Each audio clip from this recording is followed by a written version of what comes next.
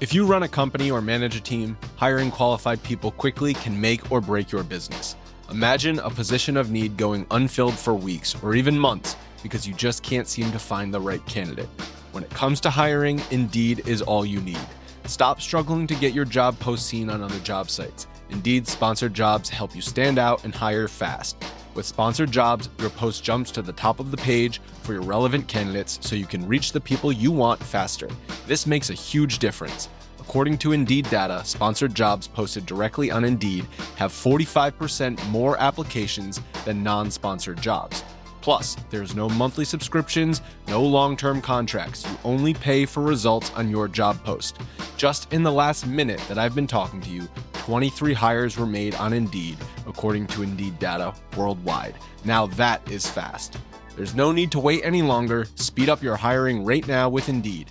Listeners will get a $75 sponsored job credit to get your jobs more visibility at Indeed.com/BWN. Go to Indeed.com/BWN right now to support this podcast. Indeed.com/BWN.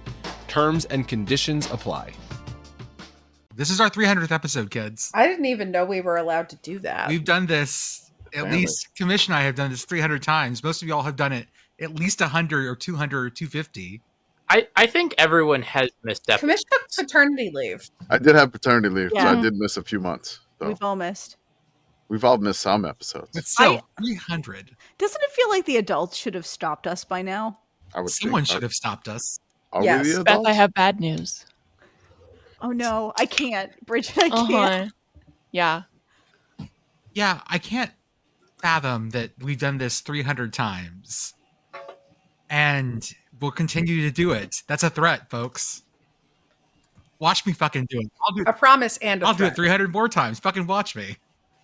Man, I don't know. Another 300. Like, what percentage do you think we're at in terms of total episodes right now, if you had to guess? I think we're probably under half. Okay. Let's everyone give a number. Is this like how much further each of us will be going, or how much further this as a concept will keep going? I think this as a concept, Okay. and then when we hit your number, we can make fun of you that you were too low. Arthur's just asking high, us I to guess? podcast of Theseus this show. Yeah, we're going to keep I doing was this. thinking. I was Bridget, I was about to posit that perhaps the podcast is already the podcast of Theseus, given that none of us have been present for every episode. Like this as a collective is just cobbled together. We are the committee of Theseus to begin with. Mm-hmm. I think maybe we're a third of the way through it. No, not even that. I don't know, man. Mm-hmm. You think we hit 1,000? I mean, is that what you think? A quarter sounds wild. Yeah. But, I mean, considering we do 200-ish episodes a year. Or like 100. We do 100 episodes a year. I mean, this thing going another 5 or 6 years, that seems totally reasonable. Yeah, I mean, how long has the full cast been doing this? Because it's 2013 been for them. Yeah, 12 years. Yeah, they keep losing track, but yeah, it's more than a decade. We're gaining on them in terms of total episodes, though, because we do twice as many episodes a week out of season, and even in season, we are significantly longer than they are. I mean, my thing, like, maybe we'll Theseus this. My thing is like, if I ever reach the point that I have kids, am I going to be able to keep doing this? And so that's really just my question personally, is like, what does that forecast look like? And I have no idea there. So I would hope we would be able to afford somebody to do it full time and not have you do it, Arthur, and you could just be chilling. Yeah, that would I assure you, if I have a child, I will not be just chilling. Okay. You know what I mean? I got two, and I'm here in the closet hiding from them. Please. So Commish has oracular concussion powers from his children. What will your children give you to aid this show, Arthur? I don't know. I mean, like I said, there's absolutely nothing on the horizon right now, right? Like, this is just hypothetical, and many, like, I think we would have to at least get another 300 episodes in. We definitely get, the Sickos News Network going. We would just, we would overtake the Ocho. The Ocho would, it would just be us. So we just have our own network. Mm-hmm. This is SICKO. SNN. I love it. I thought she said this is sickening, but well, that too. This is sickening. Did I? Who knows? Who knows?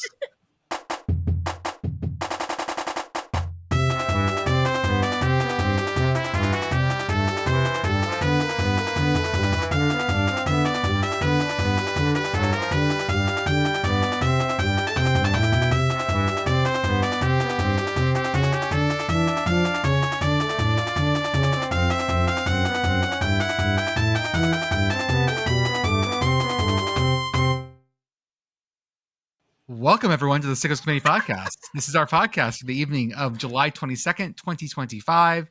We have a full show tonight, and we're full of guests. Let's get there right away. I am Jordan. With me, as always, I have Commish, Pitt Girl, Beth, guest Brigit, Kevin, and Arthur on the ones and twos. Kevin, how are you, sir? I'm doing great. In the new podcast room, got everything set up, got the right mic on now. We're in good shape. Brigit? It just took the 300th episode to get them a new podcast room. And snazzy headphones. I don't have a podcast closet yet. We're working on it. Again, that's when I bought the house. I was like, is it a walk closet or a podcast closet?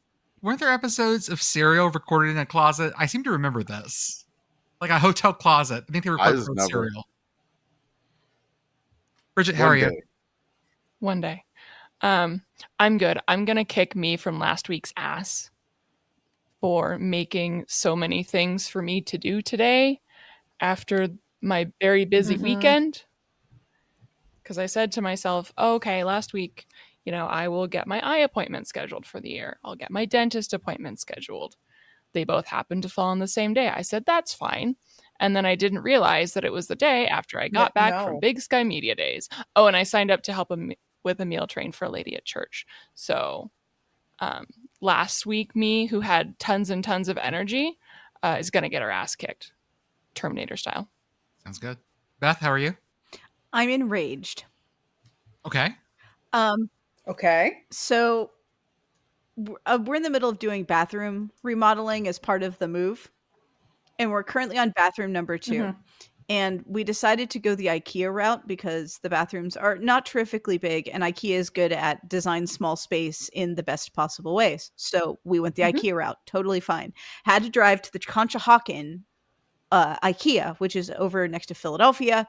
And so we picked it up because what they had in Pittsburgh wasn't good enough. It wasn't big enough. They had the wrong dimensions. What about the Baltimore one? That's closer. They were more than happy to ship it to us in 6 to 8 weeks.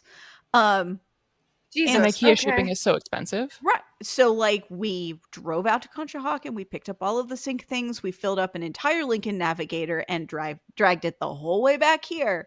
Today, I've been, and these guys will attest, I have been building things constantly for 2 weeks. Mm-hmm. I have seen many pictures. So many things that I have built. So finally got all the sink things, all the oversinks, the overjohns, all that stuff. Everything's done. Hooray. It's finally install day for the vanity, the last thing that's left. Take the vanity, hang it on the wall, get everything else ready, about to put the drawers in. Okay, time to put down the contact cement and put the sink on. Unwrap the sink. And there's a chunk of porcelain the size of a golf ball missing from the corner. God damn it. God damn it. And Jordan, I need you to hit the disaster button. Guess what Conshohocken doesn't have in stock anymore? Oh no! Disaster! What a bad idea! So anyway, if any of the other IKEAs have it in stock, or if any of you need anything from Northern Virginia tomorrow, just let God, me know. No. Jesus, no, you're not doing that for you. Beth, I love you, but please love yourself. Oh, no. I do love myself. I'm picking up a keytar while I'm down there because I fucking deserve it. Yes, you do. You should also get the new IKEA vases that have the little faces on them. Have you seen these? What? They're like a tall, skinny little guy. They got smiley faces on them. I will find a picture. Hang on. Oh, please. It's been so long since I've been to IKEA. I'm getting itchy. I am also remodeling a house and in IKEA all the time, and I am not familiar with these. Oh, Beth, it's the one that's south of DC, isn't it? Yeah, it sure is. Oh, God. We're going to go hang out in the I-95. Oh, hi. I didn't see that one. I did. His name is Frovaxt. I did pick I'm probably pronouncing that wrong. I did pick up a new floor mat, which I just posted in the chat, like a little welcome mat, which shows exactly how much I want to see guests in my home. Oh, is it like my one that I used to have that just said leave? Yes, it has that same vibe to it. Oh, good, because that was the one that we had forever when we lived in Bozeman. Yeah, it's in the chat. Said Enjoy. leave in big letters. Oh, I love it. Pitt Girl, how are you? It's Tuesday. Happy Tuesday. I am pleased to inform everybody that Obnoxiously Pit Boyfriend and I, for the second year in a row, have a volunteer tomato plant growing adjacent to the air conditioner in the backyard, which is very good because the one from last year kept producing until November. And There's also a mystery squash. Ooh, mystery squash. Mystery squash. Mystery squash. Commish, how are you, sir? It is Tuesday. I did so much stuff yesterday, and today I'm exhausted, but I'm gonna keep going because guess what? I have vacation next week, so I'm gonna enjoy not being at the real job, and I could just pretend that this is my real job. So I'm looking forward to that because all you need is just I just gotta get through this week, and then I'll finally be caught up. And then it'll all calm down. It'll all calm down. We just got to get through this week. Just got to get through this week, and it'll all calm down. I promise. I mean, eventually that is true because then you die. Right. Do we know that it calms down after that, though? I mean, I certainly hope so. I don't know, but I can report back once I finally get there. I'm sending Brigit SICKO's committee beyond the grave. Please let me shovel off this mortal coil and I'll report back. I'm sending Brigit to Mortal Coil Medium Days. Oh no! We're sending her to the big media days in the sky. The big media days in the sky. The big media days in the sky. Yes, I'm gonna go schmooze with St. Peter, brother. That's right. Okay, Commish, you gotta tell us about Southland Media Days first. Oh yeah. So Southland Media Days. A lot of fun. I got to go down to the Henry B. Gonzalez Convention Center. We're in downtown San Antonio, not too far away from the Alamo, looking basically right next to the San Antonio Tower of Americas in the Alamo Dome. A lot of fun. Second year I got to do this. And the Southland Conference does this at the same time as the Texas High School Coaches Association Media Days thing.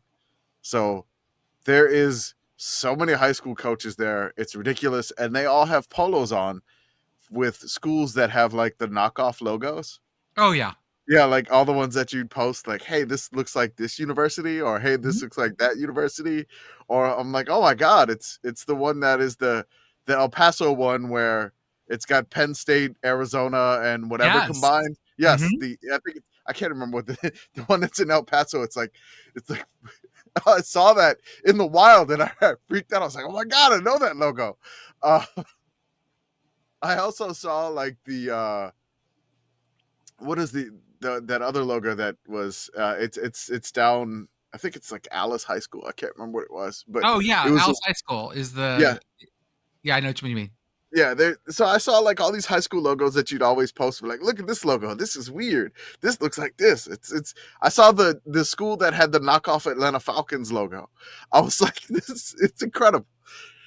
So I know where I'm going this year. I'm like, hey, I know where I gotta go. I gotta go up the escalators. I gotta get up to the third floor. That's where the Southland Media Days are. So as I'm going up the escalators, I'm like, hey, look, it's Dave Aranda. Like you do. I see Baylor's head coach, and I just like did the I'm on an escalator. Let me snap a pic real quick while I'm going up the escalator, and he's off to the side.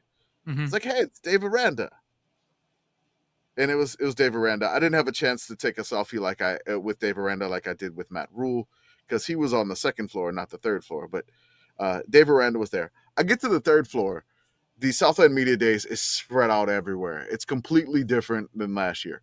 It's in this little section. They have the giant conference stage, like in the middle of all the high school coaches everywhere. The media rows out in the middle. They have the broadcast out in the middle. Everything's all out in the open now because they're looking for the interaction from the high school coaches, I guess, for like recruiting stuff. So it's crazy. And then like they cordoned off the food and everything like that. So everything was different. They had giant mannequins of all the uniforms. I got there probably at about like 1 something, and I tried to do interviews, but it was just so incredibly loud. Like I couldn't even get my recorder to like I had the like lapel mic, and it wasn't even picking up anything on the lapel mic on the recorder. Like it wasn't doing it. It was just so incredibly loud. I got to meet the Southland folks, both parties that actually control the Southland media accounts. Nice. I got to see the trophy. I said I was going to steal the trophy, and then somebody responded was like, "What do you steal? Is kind of crazy." And so I was like, "This doesn't sound like James, who's typically doing the account." Then I went and found Jasmine, who was the other person, which she was the one controlling the account. I got to meet her in person. I handed out a bunch of stickers. I got to see Incarnate Word do their presentation. I got time to set up a coach with the Lamar head coach to set up an interview. When it wasn't as loud, we'll do one via StreamYard for the Patreon behind the paywall. I got to hold up the championship belt, the AEW championship belt. Yeah, you did. Which is like amazing. It had some weight to it too. I have to admit, Commish, I was really sad that Kiddo wasn't there to put on the belt that would have taken up his entire torso. Yeah, he was at camp, so I didn't get to take him for that. He would have loved it. He would have had a blast. Like that would have took. Yeah, man. He would have held it, but like it would not have gone around his waist. Like it had some heft. I mean, I'm talking about probably like 40 to 50 pounds of heft on that belt, which is phenomenal. It was cool to just hang out with everybody. And some folks were just like, "Hey, you didn't say hi." I was like, "Dude, you were broadcasting. I'm not going on camera. Like, I'm sneaking out from work to do this. I am not going to get caught at Southland Media Days talking about the SICKOs committee when I'm supposedly on lunch driving home from the office." It's like the person in the Taylor Swift concert with the bag on the head. I saw cameras. I was ducking from the cameras. I was hiding. I did not want to be spotted. It was a great time. I wish I was able to get there earlier for that. I also had a chance we got invited to the SoCon conference media days out in like South Carolina. I just could not get the PTO off to fly out there, but I would love to do that another year too, which it was a lot of fun. It's a blast to do that. I wish you were able to come down, Jordan, for it. You would have enjoyed it. Just a great time talking with coaches. Got to like BS. They're kind of mad at the Ivy League now. Yeah, I can imagine. Yeah, they're upset at the Ivy League. So do they also wish to nationalize the Ivy League? Essentially, because now the Ivy League is going to be taking a bid from them in the playoffs. And the Southland's been trying to become a 2-bid league again in the FCS playoffs. Now the Ivy gets a bid, and they're like, there's no way that a school that plays 10 games should get anything more than an auto bid. Like they shouldn't be more than 2 playoffs. Playoffs. That's yeah. Right. Mm-hmm.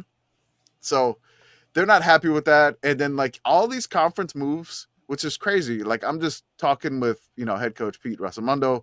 I'm talking with the Southland, like co-chair, conference chairman. Like, I mean, I'm talking about just BSing with them, which is fun. And I'm like, why am I with you here? Why am I doing this? Like, it doesn't feel right. But I didn't have the imposter syndrome thing going.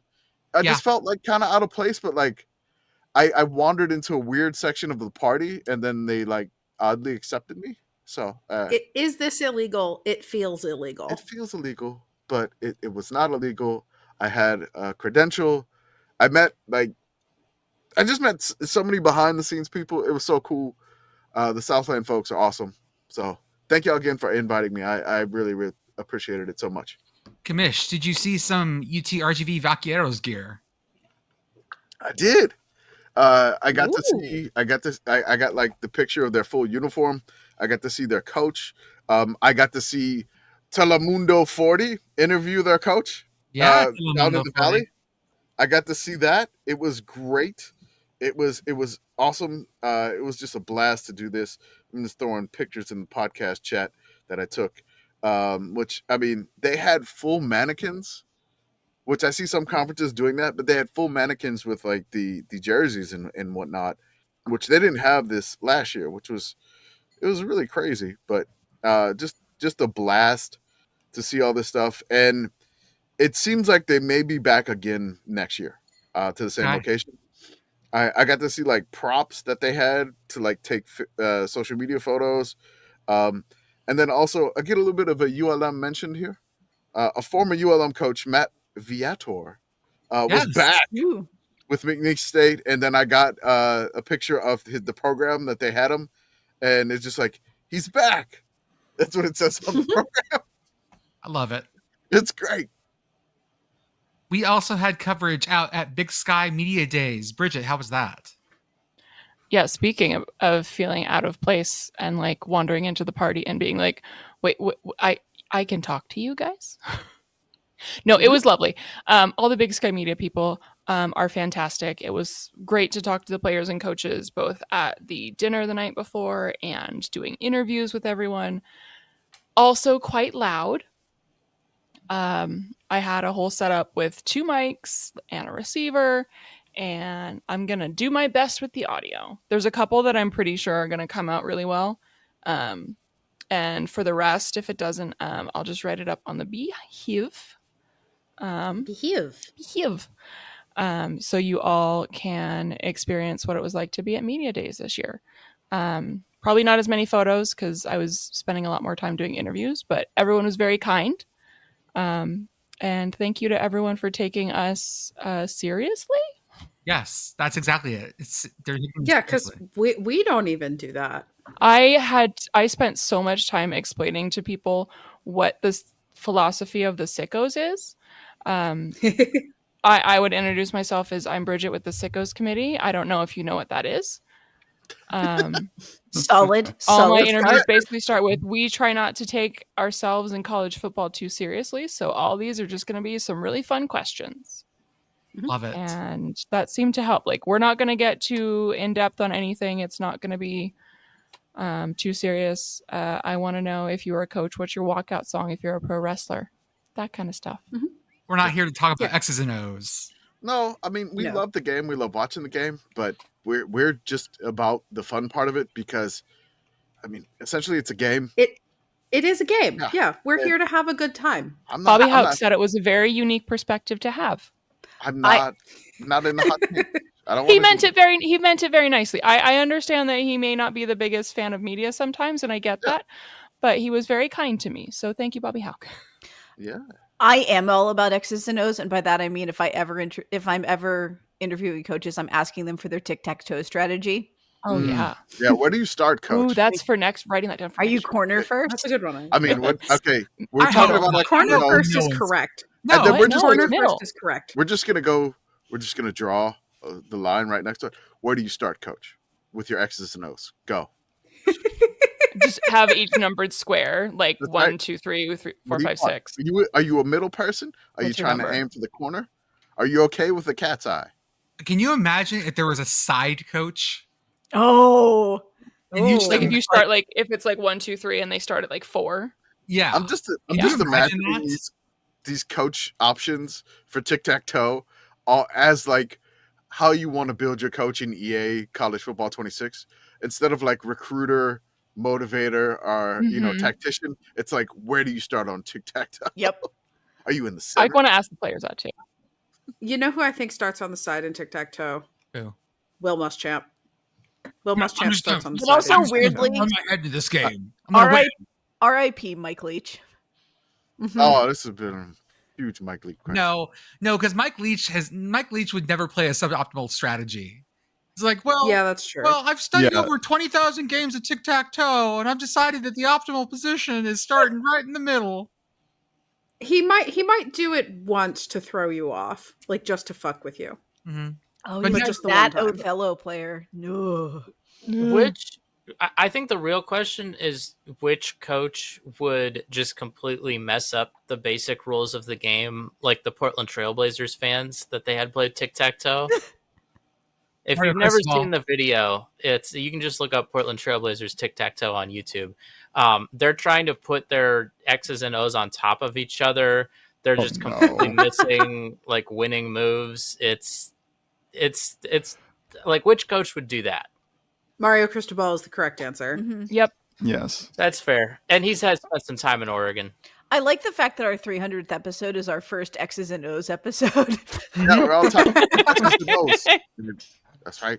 Commish, we're evolving. That Coach Eck, who formerly Idaho, this is Big Sky adjacent, now New Mexico, said that he wants a green and red chili traveling trophy with New Mexico State. I mean, hell yeah. You gotta have it. Like, I know that, like, I mean, he's the one that kind of brought the potato state trophy. He made the potato state trophy, didn't he? No, he didn't make it. It was another coach. It was the O-line coach, I think. Okay. Who may be with him in Albuquerque. I don't know. Maybe he could do some woodworking of chili peppers. But yeah, I love that idea. I see, like, UTEP and New Mexico State, they have 2 rivalry trophies, but New Mexico and New Mexico State have none. Like, you got to get one here. We need to talk about fashion.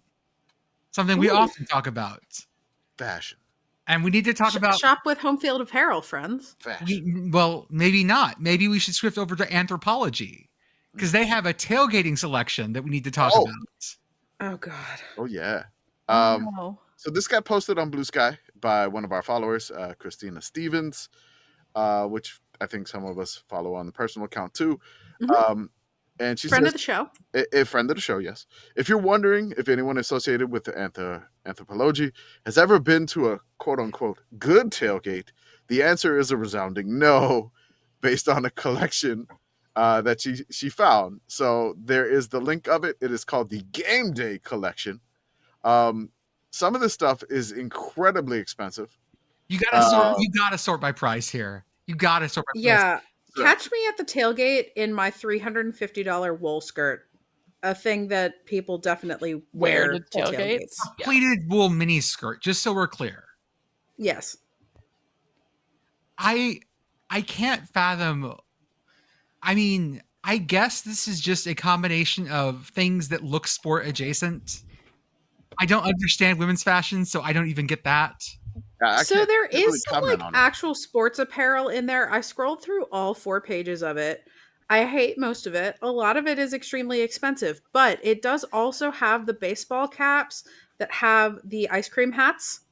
Like, it's a baseball cap with the upside down soft serve cap on it. Okay. I'm into that. Does anybody want a red Yankees hat? Fred Durst? The thing that you have. Yeah, the thing that I wore in like 2000, looking like Fred Durst. Yeah. The most unhinged thing I could find was the Wild Collection Ohio State themed Anthropologie bomber jacket, which says on the front the O, and on the back says O, and then buckets. And friends, the O looks like a standard jersey font, except it's lace. So is the Texas A&M one. So all of these jackets are lace, and they all look like the pillows in the attic bedroom in my grandmother's house that never got used unless all the grandkids were there. That's the Anthropologie aesthetic, is like stuff that you'd find at your grandmama's house, but like 1,500 times more expensive. Like $30 for a candle that smells like your grandma. This may have been corrected, but I saw a screenshot on Blue Sky of the Texas A&M jacket. That was the colorway was labeled Texas. Yeah. Yes, I saw that. Yeah, that the same. existed. Man, you guys have me going to fucking Rowing Blazers again now. If you show up to my tailgate looking like Mima's throw, I'm going to ask you to leave. You're going to get things on you. Yeah. I need to know. I may throw things on you. Well, so if you can show up looking like Mima, but you thrifted it, that's fine. Correct. Yes. Yes. If you went to Anthropologie or Mima's throw. If your outfit costs more than my season tickets and looks like this, we have a problem. I mean, some of like the styling that is going on in addition to the item that they are showing off is just insane. Like the chick in the oversized baseball tee and hat with a see-through floor-length skirt, and I'm like, where are you going? Mm-hmm. You're not walking up stadium steps. And I feel like that's one where like a designer's gonna be like, they're gonna go to a gallery. I'm like, no, she's going to the laundromat because she's out of everything. There's also the woman who's like advertising. She's the model for the, like the culottes, like the MC Hammer pants, but for women. The MC Harbaughs? Mm-hmm. Yes, because they're khaki. And MC Harbaugh. Oh my god. So she's wearing those, which I hate. And these are $128 for the MC Harbaughs, by the way. But the thing I hate the most about her outfit, which is also like loafers and gray and white striped socks that you can see because she's wearing the MC Harbaughs.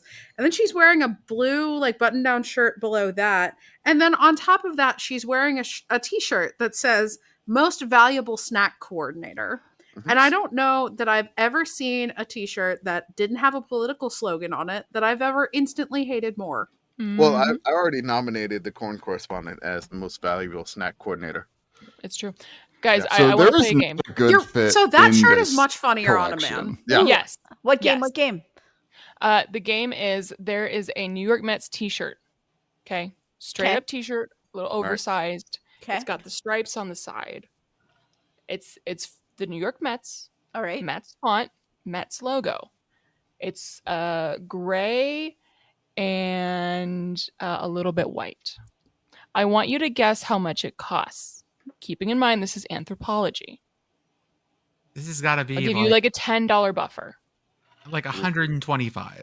$185. Their regular t-shirts are going for $58. So we're Is this just like well long above sleeve? that. No, just short sleeve. Short sleeve shirt. T-shirt, $75. $90. 82. I'm going to say this costs $1 million and one shirt pays for a year of Bobby Bonilla. Oh, As much as I would love that answer, Jordan was closest. It's $158. for Oh my t-shirt. god. Wow. Mercy. I don't think I've ever bought clothes Mercy. at Anthro. There's got to like, be ever. like season tickets for college football teams that are cheaper than $158. Oh, easy. I'm still scrolling this website and I just got hey, it looks like you're looking for something. Can we help? And it's like, no, I think unequivocally at this point, staring at this, you cannot help. You want to talk about places I don't belong? I belong at Big Sky Media Days more than I belong in an Anthropologie. Yeah.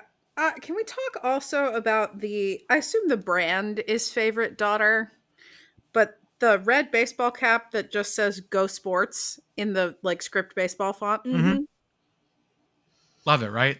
That's the one where if you show up to my tailgate wearing that, I'm either taking it off and stomping on it, or I'm just going to grab you by the shoulders and turn you around and push you the other way.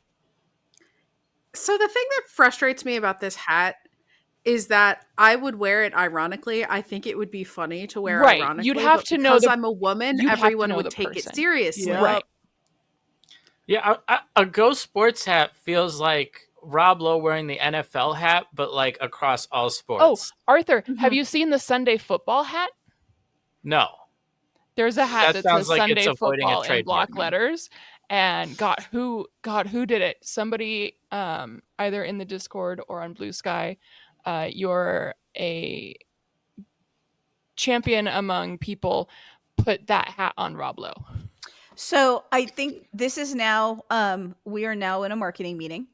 And we need to decide what item we're going to start carrying in the store to try to encourage higher price point shoppers. So what's our $150 store item for our store? Bikini. So Bikini.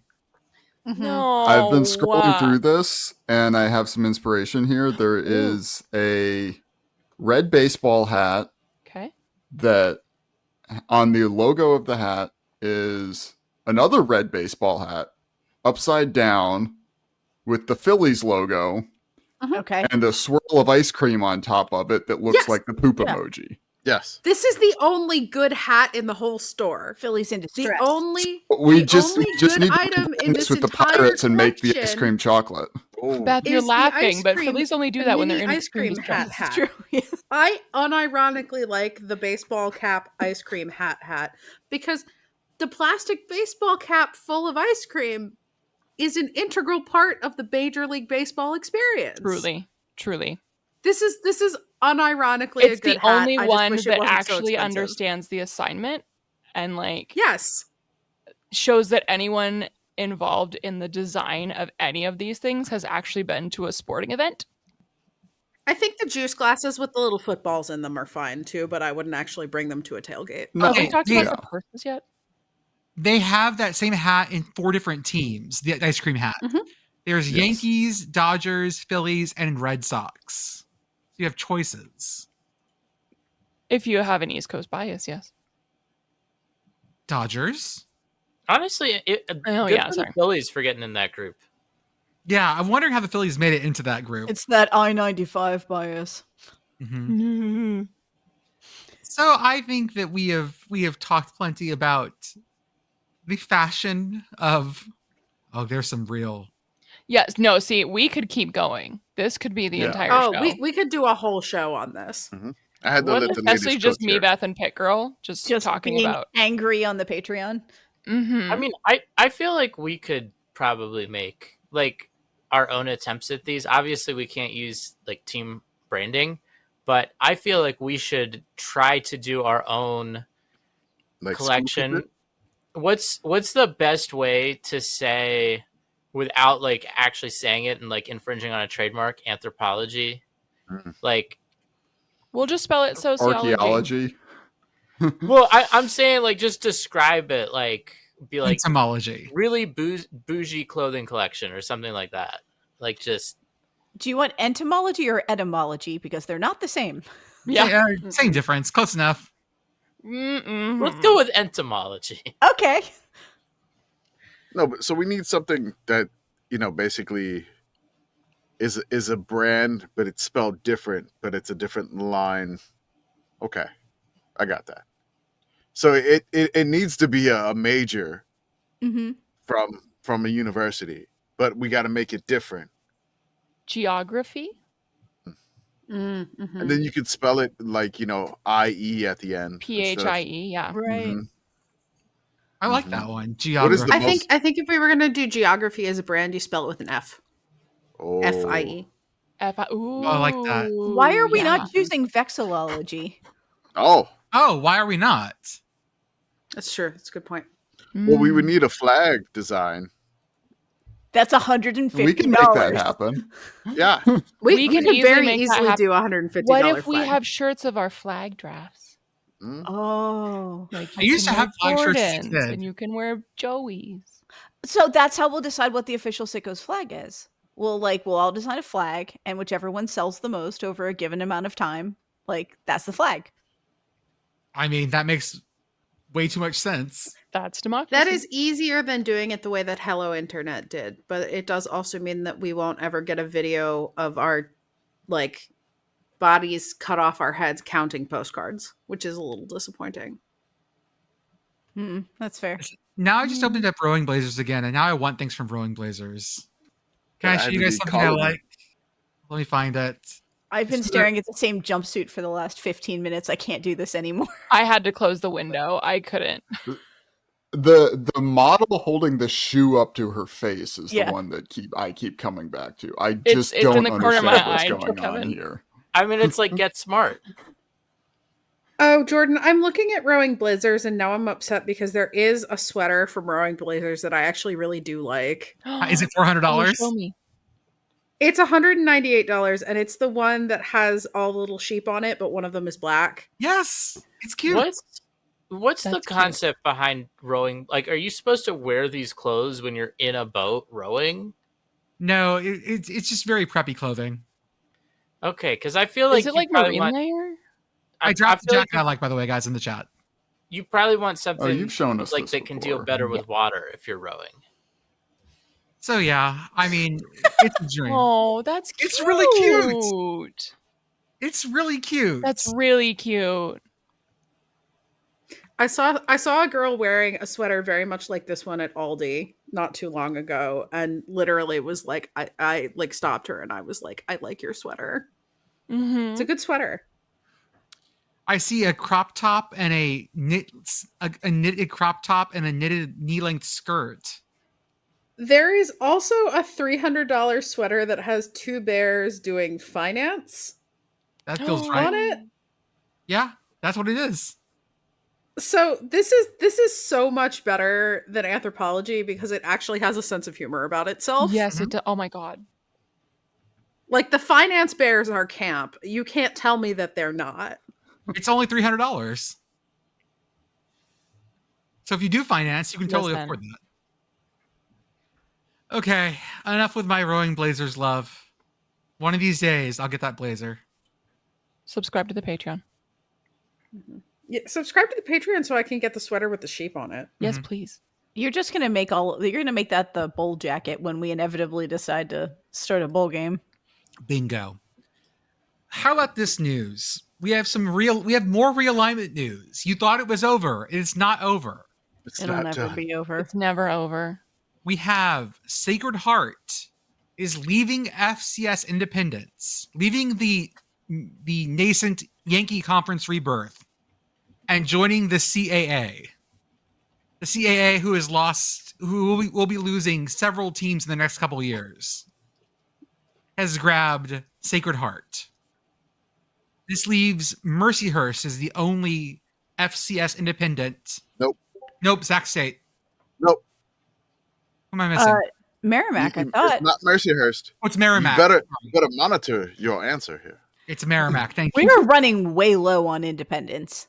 So Merrimack is technically the only independent FCS as of 2026. We don't know what's going to happen with Sac State, but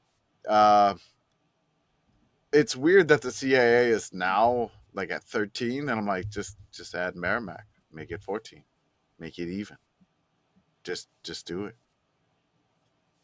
That announcement tomorrow, that's going to be funny. I'm not here to say anything negative about anyone. Oh. I'm here to say that Sacred Heart maybe isn't replacement level for what they're losing. Ooh. Oh. They're not Richmond. They're not William and Mary. They're not Villanova? They're not Villanova. Well, I mean, how dare you besmirch the name of the Pioneers? Do you even know where it is? It's in the Northeast. I'll give you that. Where? Be specific. Where? Sacred Heart, Connecticut. Yeah, got it. I'm impressed. It's in Fairfield. Okay. I was about to say it's not New Haven. It's not Hartford. It's one of the other cities. There's not that many cities in Connecticut. You can't get it that wrong. Yeah, I mean, I used to handle Connecticut claims, and I know like all these I'm like, oh, this is the worst part of Connecticut. No, I feel like Jordan, there's a surprisingly big number of Connecticut cities, given how this is actually it is. Okay. Arthur is correct, and Arthur is correct in part because Connecticut doesn't really have counties. There are historical counties that exist for reasons, but there is no county government. But all of Connecticut is incorporated. So everywhere in Connecticut has the town of wherever that does all the things that most counties would do, but they're like the size of a postage stamp. And so everywhere. Whoa. That $300 bear finance sweater, it is only 10% cashmere. What? Okay. 90% wool, 10% cashmere for $300. That's fine, actually. No. Wool sweaters are good. But it's for $300. Wool sweaters are great. Cashmere or merino wool. Give me like merino wool. Is Sacred Heart the one that ruined somebody's homecoming? Did they this past year? Let me. This was 2023. I think You'd think for $298 it at least wouldn't violate Leviticus. There are only 2 wins. Yes, I think they ruined Central Connecticut's season. No, Central Connecticut was bad that year. No, I found it. I found the clip. It was 2023. They beat St. Francis. Oh no. They beat St. Francis, and the commentator was like just distraught. And the kicker like threw his helmet. They celebrated the entire field, and the commentator was just like, "They've ruined homecoming." I remember this. It's a great clip. It's a great clip to listen to. It's pretty fun. It was a blast. I really enjoyed it. Let me see. Pioneer Spoil Family Weekend. 37-34 victory. A walk-off game-winning field goal by Sam Renzi brings. It was amazing. They ruined family weekend with this. Oh no. Oh my god. Won't somebody think of family weekend? We have some ACC network news for our ACC fans on here. You're getting Jimbo Fisher as part of the ACC network ACC huddle every Saturday. Whether y'all like it or not. He's going to set a records for most words in a broadcast. Prayers up to the closed captioning person. Is he replacing Mark Richt? Maybe, I think. Oh, that's a bummer, honestly. Mark Richt was very good. Yeah, I think he's going to take the analyst role. Jimbo is just going to be a hairpiece behind a stack of binders, speaking a million words a minute. How about this? Did we see what Memphis tried to do this past week? Memphis said... This was just Monday. Part of it. This just happened on Monday. This was literally yesterday? Yesterday.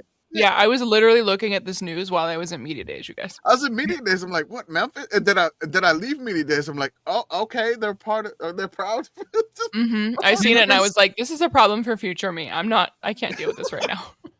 Memphis went to the Big 12 and went, look, we have $200 million in sponsorships we'll help you get. And we won't take money for 10 years. And you can kick us out in 2030 if we don't bring anything to the conference. And the Big 12 was like, nah, not really. That's so mean. They tried so hard. They put all the cash on the line because Memphis has FedEx money. Memphis has Lowe's money. And they put it all on the line and just went all in. And the Big 12 went, nope. They tried so hard and got so far. And then, of course, later on in the day, proud to be a member of the American Conference from Memphis Tigers Twitter account. Sure, buddy. I'm happy to be with my ex-girlfriend. It always makes me happy. This is my favorite get along shirt. I love it most of all. Oh God! And this was the same week that the American Conference decided they were no longer the American they were the American Athletic Conference. They are now just the American Conference, which is what anyone called them anyways. They are the AC. The AAC was always a stupid name in a sport that also had an ACC. Now it's just the AC. Or just the American, which is what everyone calls them anyways. Mm-hmm. The American. They also have a new mascot. I'm going to come back to the other thing, Commish. I'm not skipping it, I promise. Okay, yeah. That's out of order. It's fine. They have a new mascot. The conference does. He is a brand partner, as they call him. Yeah. Not a brand partner, a brand ambassador. His name is Soar the Eagle. And he looks real butch. Also, he has a Twitter account. You can ask him questions. Let the eagle soar. Mm-hmm. He really, really looks like he escaped out of like university's mascot lab. I genuinely, for like 3 seconds, could not tell if he had a new mascot or what this was for because I just saw the pictures. And the American Conference A is very poorly photoshopped onto his chest, which doesn't even make sense because he's a drawing. I was just going to say that A does not match. I admire the attempt to somehow give an eagle that suggests mullet. That's very difficult to do, but they nailed it. And you can't unsee it now. Nope. An eagle with fists. This Soar looks like waiting until the mall doors open to go mall walking in the morning. Oh my god, he does have the mall walker stance. Yes. Put some sketches on Soar, and those shoes have a lot of cushioning. Look at those shoes. They got a lot of cushion for Soar because eagle knees are really not meant for walking. I was gonna say Hoka's partner with the American Conference. My god, it goes all the way to the top. This is going to be their new brand ambassador mascot. I assume there has to be a costume version eventually. We have not seen it yet. I mean, is it just the logo and the account? No, you gotta make an actual costume mascot. I'd need an actual costume mascot. Would the actual costume mascot make its appearance at the American Conference Championship game? Yeah, that's where I'd put it. Okay. With the American Conference basketball rounded knees. Mm-hmm. Look at that. Look, you can see he's got the thigh pads. Mm-hmm. And then those incredibly bulbous knees and those calves. His calves are fucking huge. I think those are the most defined knees I've seen on a cartoon character since like a Rob Liefeld drawing. I think his shoes also have abs, and I don't understand how that could be, but it feels like it is. You know what it looks like? It looks like Reebok's The Pump. Yeah, too much. But in like weird BK Nights colors. Yes. We also have some news out of ULM. ULM has a new alternate helmet, which looks amazing. Oh. It's a gray helmet with a roundel on the side. Roundels are those things those round stickers that appear on airplanes. Hell yeah, Commish. Got a white star with a yellow circle in the middle. It's really good looking. Paint that shit on a barn in Lancaster. I love it. Mm-hmm. It's very good. It's very nice. I think it's a black helmet. That'll be an alternate helmet with their black uniform. Do you like that in the matte black, or would you prefer it to be shiny? Matte seems okay. I don't shiny. I don't know. I'm not necessarily like. I don't have a big preference between a matte helmet or a shiny helmet. Like I'm not a big. Like your helmet's got to be shiny or it's got to be matte or. What about chrome helmets? How do you feel about chrome helmets? They're fun. Has Notre Dame ever done a matte helmet? If you're gonna be Commish, if they did, be in charge of this, yes. You gotta get you into some more inflammatory some helmets. You gotta get me some what? More inflammatory opinions. Why? Say no. You don't want to allow matte helmets ever. Why? Because we gotta get. This is 300 episodes in. We need juice now. That's true. We have some crazy opinions. We could run out of things to talk about at any point. I'm the ultimate football centrist. I try to bring the matte helmet folks together along with the shiny helmet folks together, and we can unify our people. And the chrome folk that are trying to pull us too far to the left, we can't. They can do their thing over there. Hey, Commish, I got a new podcast for us. Okay. SICKO Save America. SICKO Save America. Oh my god. He's trying to punch left at the chrome people, but they keep positioning themselves in the sun. Yeah. And they keep blinding us. I can't see. Like I said, the chrome people are fine. They're okay. As long as the sun is not too bright and it doesn't reflect in my face, I'm okay with the chrome helmets. Beth, yes, we have done a matte uniform. It was part of the Yankees uniforms. Oh, that's right. When we played Syracuse and Yankee Stadium. Oh, those were beautiful. That fucking nightmare. They're not the worst ones we've ever done, but they're close. Oh, God, I remember. Oh, God. I forgot how bad those looked. I don't know. I'll admit in my current EA College Football 25 dynasty that I just can't give up to get the new game, I always play with a helmet with Big Red on it. So. Okay. Yeah, I mean that's my helmet opinion. I don't care about the material, the finish, whatever. It's just got to have Big Red on it. Sorry, I like it. For my Lobos dynasty that I got going on right now, 4-2 in the Mountain West. But my Lobos dynasty, I love their cherry helmets, which are shiny. They're great. I enjoy them. Again, like the black anthracite helmet they have too, which is great.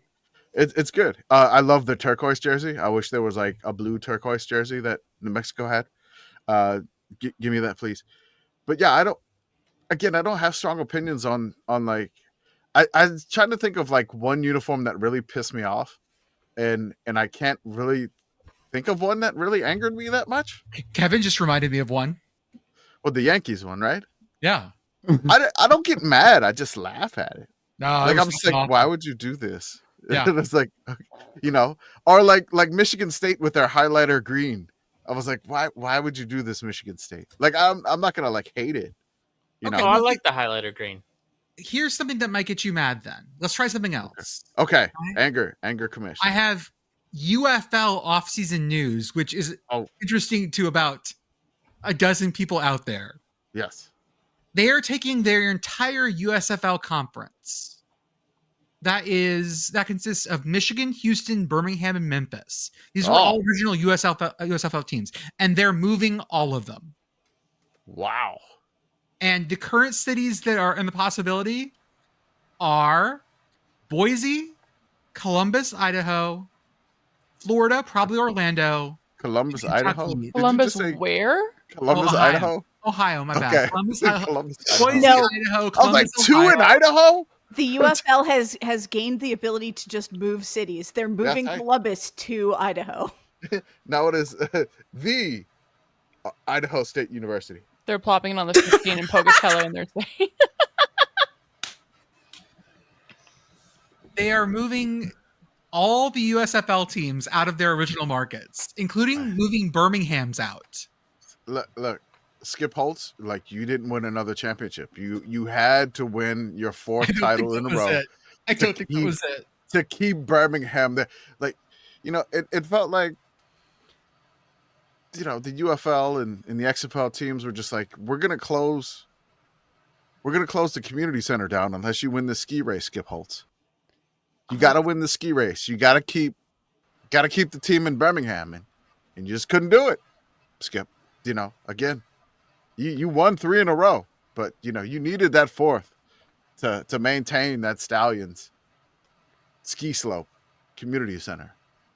We also have a change. They're going to change the Arlington Renegades probably to the Texas Renegades. Ooh, that makes sense. Erasing Arlington's identity from yet another sport. Oh my God. Arlington is all of Texas. they have no identity. It's just like we're in between things. Yeah, I mean, isn't the identity basically like, here, we've got a gigantic parking lot and a Walmart next to Jerry World? It's kind of like, for me, I don't want to insult the city of Arlington, but which, I mean, I do. No one lives there, it's fine. Yeah, it's just like, hey, we have Dallas, and then there's like Arlington in the middle, and then there's Fort Worth. It's just like, yeah, this is Arlington. It's the neutral ground of Dallas, Fort Worth. What if Breezewood was really big? Yeah, basically. True. I mean, Arlington, Texas is going to be hosting an IndyCar race next year. Oh. It's going to be hosting a World Cup around in the parking lots because they have so many parking lots. They can just hold a race. Oh, is it going to be like the Miami race? Oh, yeah, but for Jerry World instead of the Miami State. Yeah, no, Beth, thank you for thinking what I was thinking. We're doing the Breezewood 500. Yes. Ooh. And it's going to be the weirdest race ever because nobody can get out of the light at Sheets. That's right. Oh my God. Also, the UFL announced a huge sale on merchandise today. In case anyone wants to get some, pick it up while it's still hot. Damn, we're about to look at a bunch more apparel. I wonder if they still have old UFL teams, USFL teams in there. Can you still get Breakers merch? I have a Breakers calendar from like the 19 in my memorabilia folder. I have like the Breakers. UFL.com does not go where I thought it would. Oh no. Where does it go? To UFL.edu. It's Florida's webpage. Oh yeah, UFL. Yeah, that makes sense. Woo.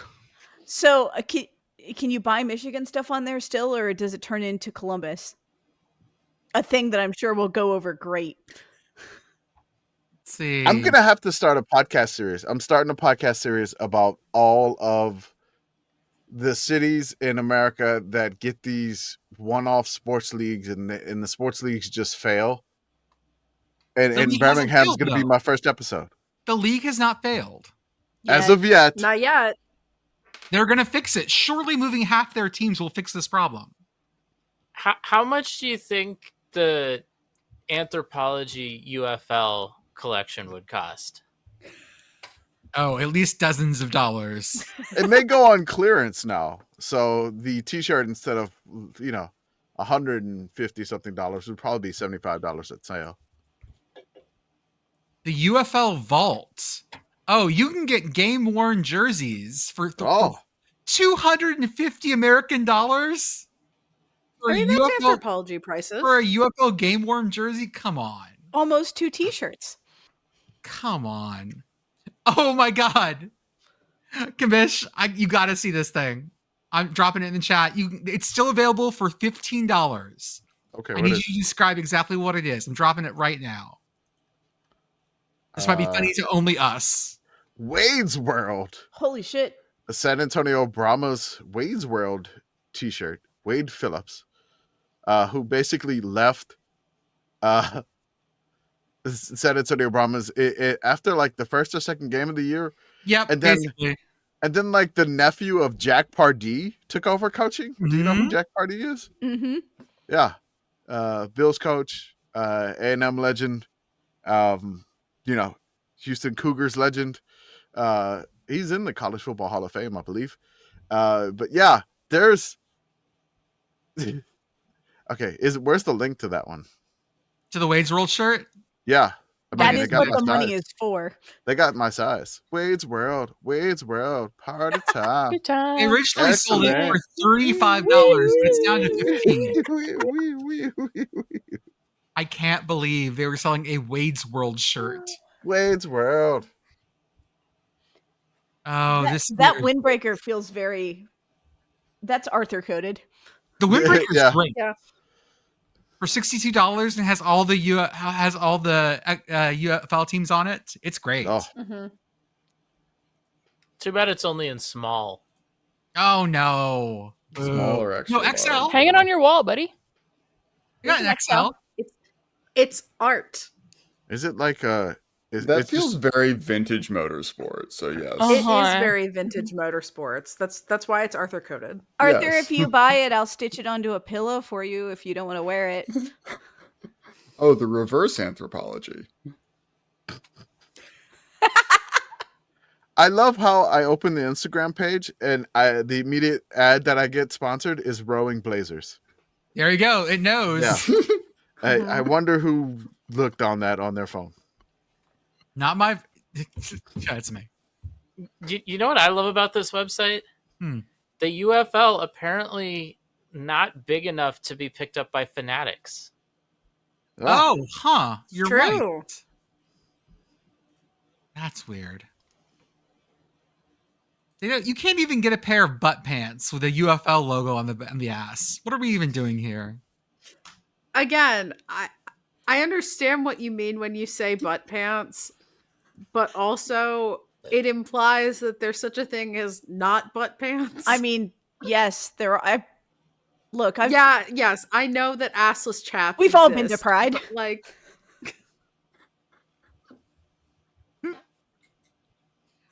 some more miscellaneous news. Cookie Monster is going to be the Grand Marshal at the Brickyard 400 in Indy. Oh, yeah. Thank you to my dad for making me aware that Cookie Monster had been named the Grand Marshal of the Brickyard 400. I would like to read briefly from the press release about this. Of course, my computer has chosen this moment to refresh the page. Amazing, incredible work. Thank you, Apple. You're great. But the gist of it is that Cookie Monster is on a road trip across America, and he is stopping. Yes, this summer, Sesame Street is taking a road trip across America to share a message that's been true since the children's show debuted in 1969. No matter who you are or where you live, Sesame Street is for you. So that applies to IndyCar fans too, and NASCAR fans. Very exciting.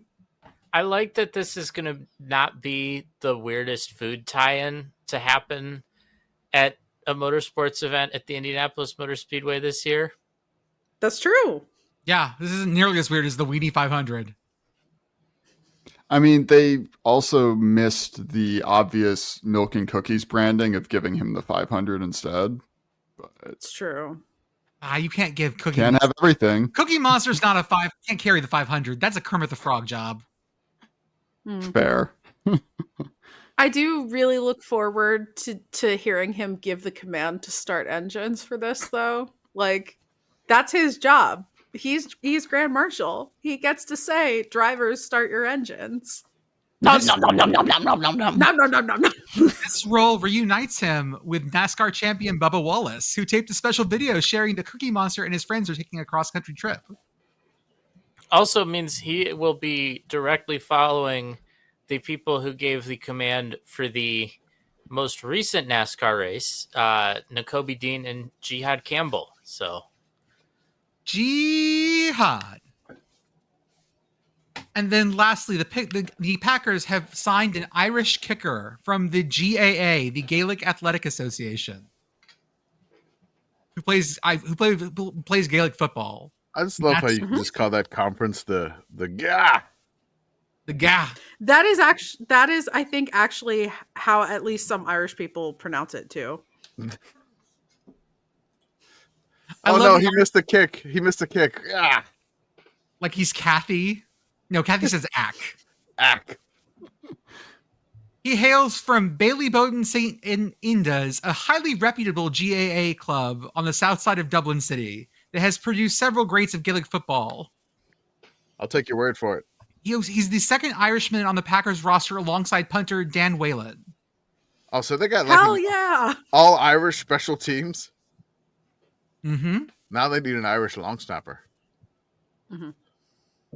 Depending on what flavor of Irish, that could be a really interesting room. Oh, that's true. And then we don't have a ton of time, but I will say that the England-Italy semifinal was the women's Euros was a total shit show today. Italy scores early, then England scores in extra time to tie it. No, in injury time and over the 90th minute to tie it, and then scores a soft penalty in extra time to win it. Italy fans are absolutely just ready to burn things down. And the final is going to be on July 27th, for those of you out there wondering. Nice. Our ad read. Join our Beehive, our Beehive, BEEHIIV. Because that's where we do all our written stuff. We have some conference previews coming up there. We also have our FA Cup. We have our Patreon, $5 a month. Join us, chat with us in our Discord. Get access to our special Patreon podcasts. Help us do research. Right now, we're working on figuring out where the centers of teams are geographically based on where all their members are from. Go to our merch store at sickoscommittee.org and buy yourself something nice. You deserve it. Go to YouTube. Go to Instagram. Go to Twitch. Joey will be streaming on Twitch way more often now, apparently. Ooh. Mm-hmm. Yeah, unfortunately, I would say for him, but fortunately for you. He has a lot of extra time suddenly. Yeah, suddenly. Shout out to Message Board Geniuses podcast. They go the places we refuse to go. And as always, for the softest, comfiest, officially licensed collegiate apparel, choose Home Field Apparel. Click our link and use offer code yes, yes, 3 ha's for 15% off your first order. Arthur is wearing his Roadrunner shirt. Commish is wearing his King Spud shirt. And I am wearing not a home field shirt for once. I know. I'm off brand. You're wearing your Roaring Blazer shirt. It's our 300th episode, man. I got dressed up a little bit. Yeah. I mean. Sorry if I'd known I wore my blazer tonight. Mm. Man, you can wear a home field shirt with a blazer. Oh, absolutely. Yeah, my headshots for my business are one of my home field MSU shirts and a blazer. Hell yeah. Well, we're back on to part 3 at this point? Part 4, maybe? I don't remember where we are. I think this is part 3. Part 3. No, part 4. Oh, okay. I can't count. Of our super sicko spending selection season preview forecast, our SSSSSPF, aka the 5 SPF, where we will talk about every team in a conference and say at least one thing about them. It may not be anything useful or important, but we will say one thing about your team. Yeah, at least that. We can promise you that. Commish, who are we starting with first? We're going to start with the Southland Conference. They are up next. Let's talk about 2024 for the Southland. Incarnate Word, 7-0 in conference, 11-3 overall. Southeastern Louisiana, 6-1 in conference, 7-5 overall. Lamar, 4-3 in conference, 7-5 overall. Stephen F. Austin, 4-3 in conference, 7-5 overall. McNeese, 3-4 in conference, 6-6 overall. Houston Christian, 3-4 in conference, 5-7 overall. East Texas A&M, aka Texas A&M Commerce, 2-4 in conference, 3-9 overall. Nichols, 2-5 in conference, 4-8 overall. Northwestern State, the Demons, 0-7 in conference, and 0-12 overall. However, we have a new challenger entering in 2025. It is the UTRGV Vaqueros. That was good. You put a good little flair on that. Oh, I got to. Up first is University of the Incarnate Word, and our question is September Maryland scenario. The team goes undefeated through the end of September. Who do they beat, and how does the season finish? Oh, now I know that's going to be good for them. I know they're non-conference, so their FBS game, if they win it, they might cash it that rest of that in the season because their non-conference is UTSA. The Meeps. Oh, if Incarnate Word can beat their in-town rivals, UTSA, that would be... It's the hometown showdown. So if they do a September Maryland scenario, they win in week 0 at Nichols, which basically Nichols was the 2023 conference title champion. Incarnate Word was 2024 champ, and the only playoff team in the conference last year. Then they would welcome in Eastern Washington here. Then they would go to the Alamo Dome in the hometown showdown at UTSA. Then they go at Walk Up Sky Dome, and then they welcome in Abilene Christian, and that's 5-0. I mean, that right there with a win over UTSA, that's a great season already. That'd be huge. Yeah. They play Stephen F. Austin, who was voted second in the conference, which a bit surprising to me, but they have I guess the hot quarterback in the league for Stephen F. Austin. East Texas A&M at UTRGV, home against Lamar, at Northwestern State, home against CLA, Southeastern Louisiana, and then at Houston Christian. I mean, I know it's a September Maryland scenario, but starting 5-0, I think they got a good chance to go undefeated if they start 5-0. Agreed. Next up, we have East Texas A&M, nay Texas A&M Commerce, nay East Texas State. Yes. And our question is, does this team have a controversy section or a strange random fact from their Wikipedia page? Okay. Every school has a strange random fact. Okay, here we go. We just have to find it. It's fine. I believe in us. Financial, student life, media, athletics, alumni association. Let's see here. Anything about their campus that's interesting? Student body? No. Student life? Media? Housing and dining services? ETNC relocated to Commerce after its original campus was destroyed in a fire in July 1894. I like that. Whoa. Wow. Where was it originally? It was East Texas Normal College in Cooper, founded by Kentucky native William L. Mayo as a private teachers college based on normal principles. All these normals. Yeah, I'll take that. Count it. Shout out to the one person in our Patreon that is an alumnus. Yes, he is. East Texas A&M. Honorable mention to the fact that their alumni association came into being a year after the college was opened.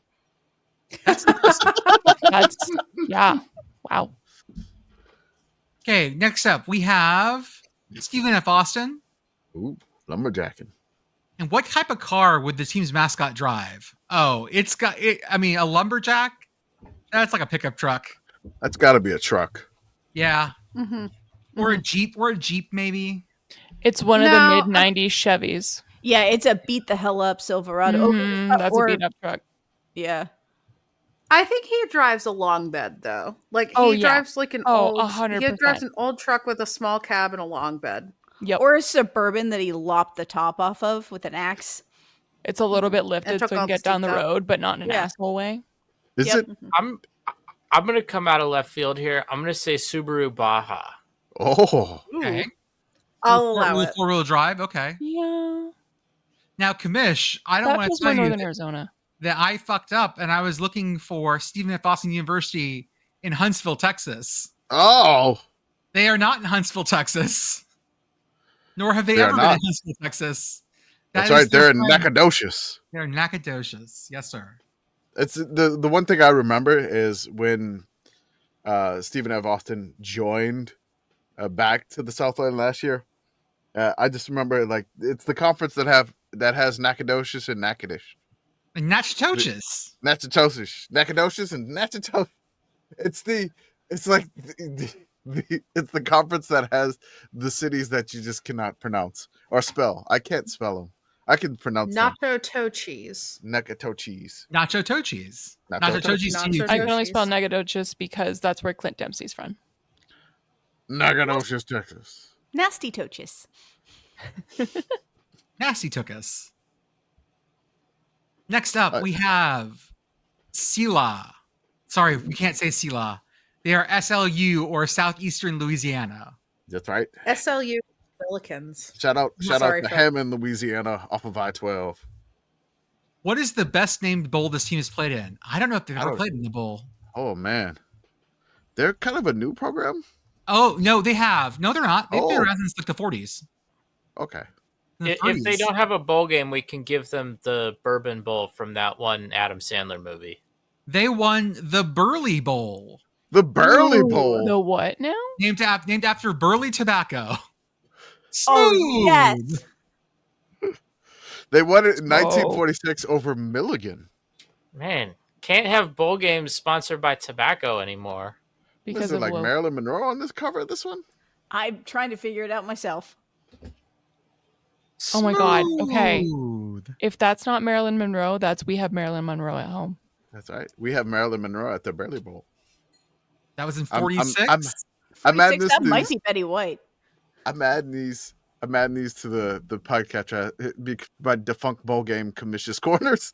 I'm adding these. Yeah, Carson's and the feature here features Westchester, noted Pashi School, member of the PSAC. Yeah. And Carson Newman, who is now in AIA. No, sorry, they are now D2. D2. Which is also what the PSAC is. This game was part of an annual 2-day tobacco festival. Ooh, a 2-day tobacco festival, you say? Oh. It's not an NCAA sanctioned bowl. No. Lebanon Valley went to this? They beat the Milligan Buffaloes 21-13. And a player named Cookie Wolf scored the first touchdown of the game. Oh my God, of course he did. Imagine being named Cookie Wolf. Like, just going through life. Like, I understand that's not his Christian name. But what a good name. Is that Cookie Monster's father? No, it's the Cookie Crisp. It's the first mascot. iteration of the Cookie Monster before PBS made them tone it down. Me father, Cookie Monster. Me just Cookie.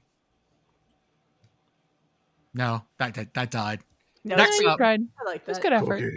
Nom. Houston Christian. Oh. And our question is, rate the team's odds 1 to 10 of making the FCS playoffs. Oh, Houston Christian.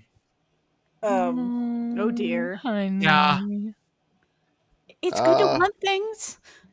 Mm-hmm. Montana State used to be bad. Yeah. I'm gonna see the media poll where it is. Okay. They were Houston Christian tied for 7th in the media poll.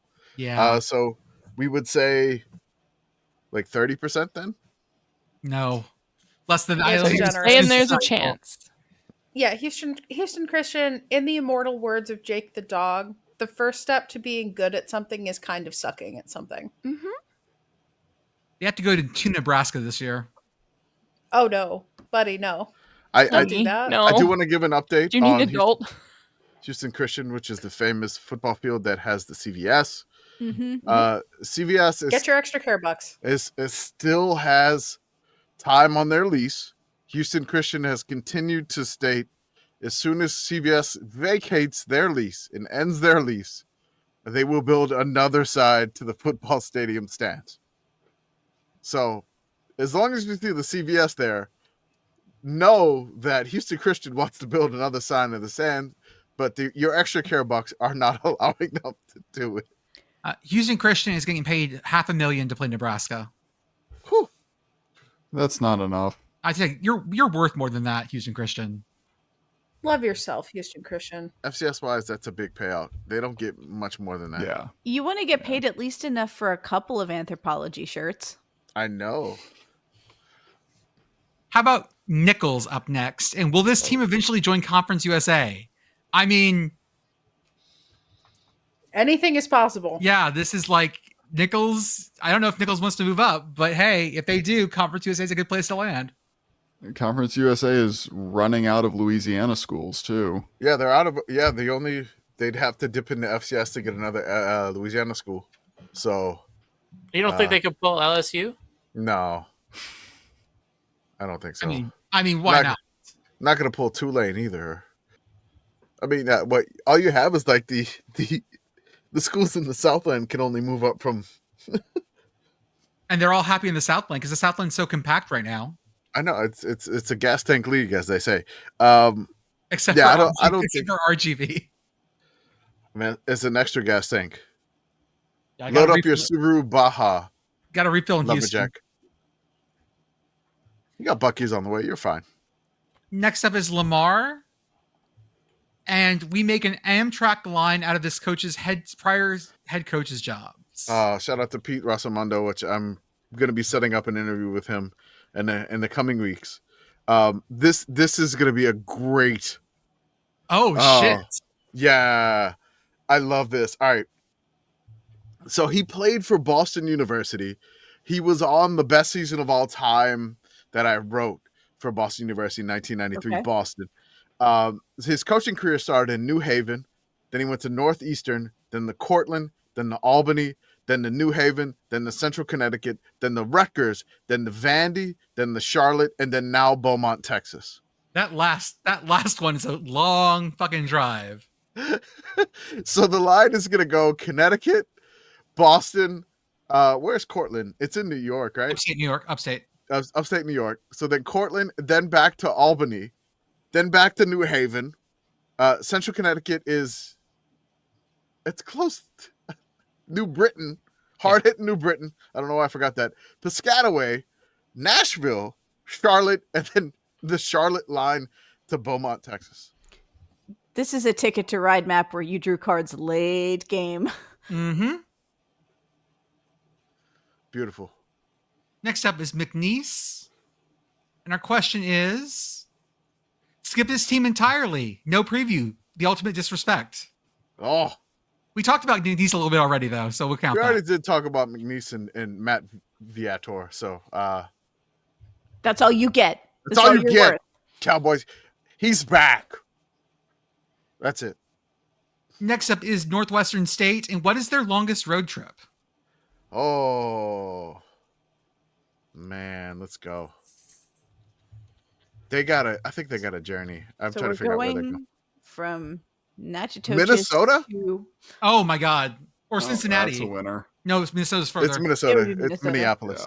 Yeah. Oh, that's a long fucking ways. They're going up. They're basically from they're on the western side of Louisiana, so it's not like from the bottom of the Mississippi River all the way up to the beginning of it, but kind of. They're doing the full mile. Go by vote. Go by boat. They have to do Minneapolis and Cincinnati in back-to-back weeks. Oof. Just paddle wheel on down. Mm-hmm. So they go to play the Gophers and then the Bearcats, and then they go to play the Panthers at Prairie View A&M. And last but not least, our UT RGV Vaqueros. Vaqueros. How likely is a sold out stadium this season? What would it take? That first game will probably be sold out. I'm going to say the first game is going to be sold out. They have sold out all of their season tickets.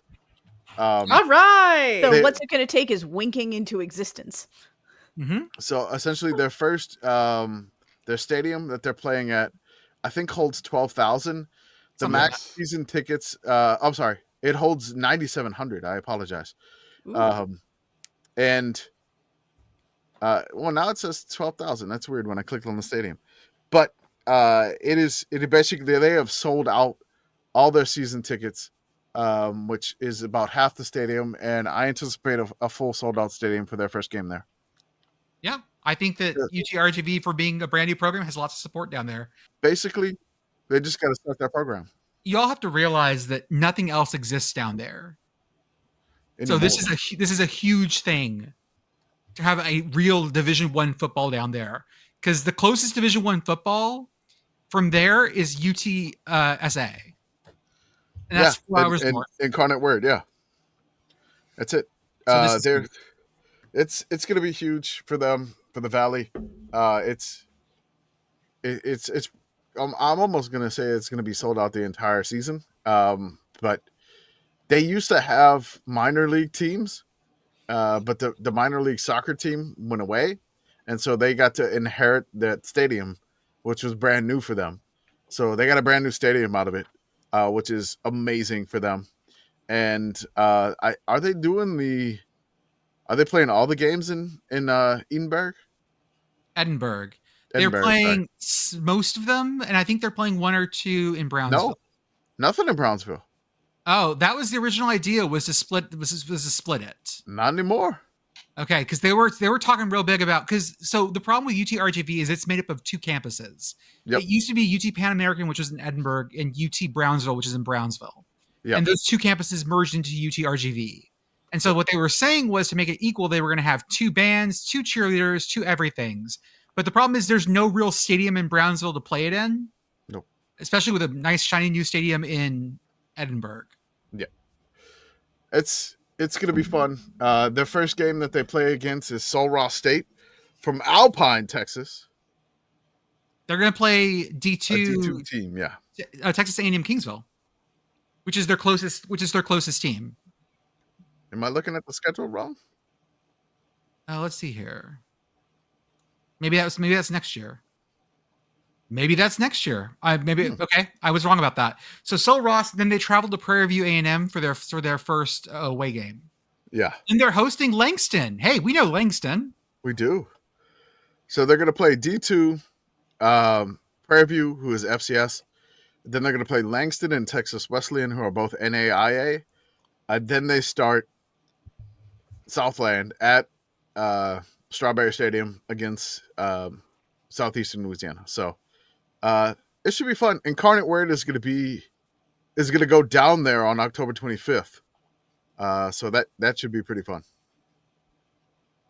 You can hear the radio on Ultra 90.1 FM, Pure Country 95.7 FM, KYWW 1530 AM, Puro Tejano, and KGBT 98.5 La Preferida.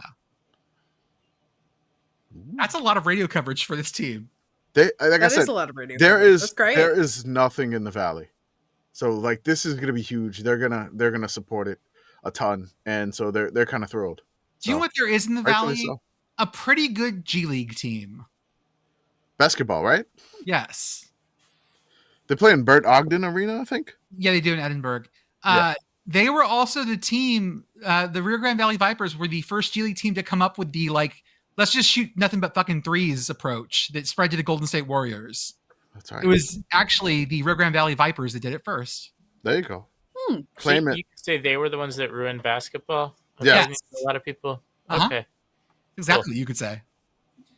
Okay, we're done with them, and now we are on to the Missouri Valley Football Conference, not the Missouri Valley Conference, even though they have the same commissioner and they work out of the same building. Those are two different conferences. That's right, because the football membership is different than the basketball membership. I just like to imagine he has 2 hats and he takes does. one on. It's the other one. It's like football, basketball. Commish, what happened in the Missouri Valley Conference last year? Nothing. No, all right. Seriously, we have a lot of Missouri Valley Football Conference fans in our Discord, so they're gonna get mad at me for saying that. But hopefully you laugh. Now, we have North Dakota State 7-1 in conference, 14-2 overall, national champs. South Dakota State 7-1 in conference, 12-3 overall. South Dakota, the Coyotes in the Dakota Dome, 7-1 in conference, 11-3 overall. The Illinois State Redbirds, 6-2 in conference, 10-4 overall. Missouri State, 6-2 in conference, 8-4 overall. They're gone now. They're in Conference USA by Missouri State. Indiana State, our beloved SICKO Moors, 3-5 in conference, 4-8 overall. Youngstown State, the Penguins, 3-5 in conference, 4-8 overall. North Dakota, the Fighting Hawks, 2-6 in conference, 5-7 overall. Southern Illinois, the Salukis, 2-6 in conference, 4-8 overall. Northern Iowa, the Panthers, playing out of the Unidome, 1-7 in conference, 3-9 overall. The alma mater of Mr. Kurt Warner. And the Murray State Racers, our beloved Murray State Racers from the College World Series, they were 0-8 in football and 1-11 overall in football. I wonder if their football coach cuts the grass. They probably have people to cut the grass. Like, we don't want to assume that again. So it's probably the same grounds crew. Maybe. First up is South Dakota State. Oh. And our question is, what is the closest fast food chain to their stadium? Ooh, what's in Brookings? South Dakota State Stadium. Is it like, I think it's like Dykehouse Stadium, right? Is that what it is? Yeah, it is Dykehouse Stadium. Yeah, Dana J. Maps. What do we got? Give me them restaurants here. I'm looking. Doesn't look like a ton. I see a Dairy Queen. I see a Backyard Barbecue. I see Guadalajara. There's a BW3. I just need you guys to know that for some reason, searching South Dakota State Football Stadium in Apple Maps has sent me to a Lions Stadium in Sydney. Perfect. Australia? Sure. Huh. Sure. Looks like there's an Einstein Bagels on campus. What's the closest restaurant to that stadium in Australia? Please hold. I'm looking. There's a bookstore. We've got the Sydney Cricket Ground. This is not a fast food place. There's a brewing supply store. Where are the restaurants? There's an Italian joint called Fratelli Fresh. I typed in restaurants, I clicked on restaurants, and it's highlighting 2 veterinary cares for me. It did that for me as well. And Sutton Veterinary Clinic. I'm like, that's fine. So I have a Backyard Barbecue, which appears to be the closest. The Guadalajara. There's a Walk and Go. There's also a Culver's and a Wendy's. And then there's something called Craft Chop House and Lounge, which it appears to be the winner by like 0.1 miles. Craft Chop House and Lounge. So I am seeing, and I don't know if we want to count this or not, an Einstein Brothers Bagels. Okay. Is like actually on campus. That's on campus, not yeah. like Count an it. off-campus thing.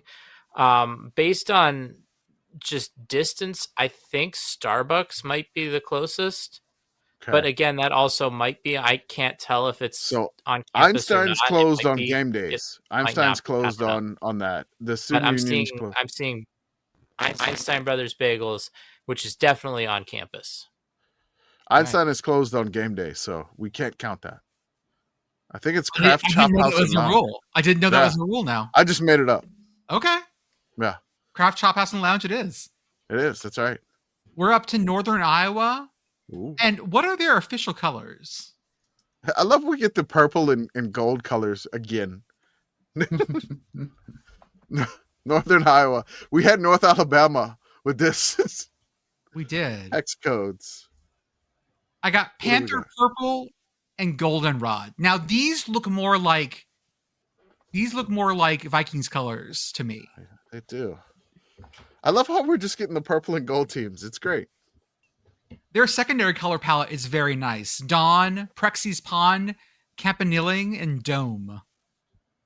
I thought you'd appreciate it. They have one named after the dome. Check out. Oh, yeah, these are nice. Head down to that third row. Ooh, Firefly and Sunset. Well, we've also got Maize, Old Gold, and Old Gold Forever, and Sugar Cookie. Dude, why do they have like all these paint swatches? This is incredible.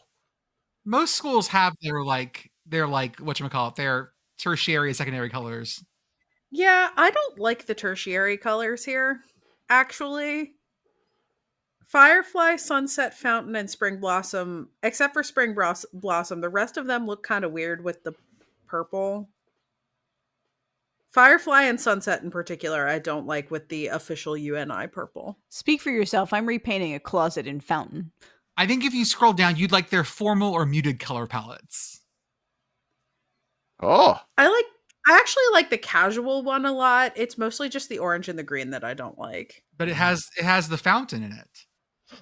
Fountain I dislike less than Firefly and Sunset. I love color swatches so much.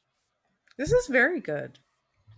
Muted. The muted color palette is used to build affection and engagement among our familiar and loyal audience, such as donors, future or current alumni, our community, and athletic fans. I feel like the muted color palette is what Puddles, who is colorblind, sees. Is Puddles colorblind? Really? Yeah, he is. Huh. I didn't know that. My dad's colorblind too.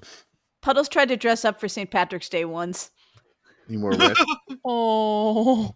He wore red? He wore a lot of colors. Okay. Were any of them orange? Yes. No! Puddles, no! Puddles, no!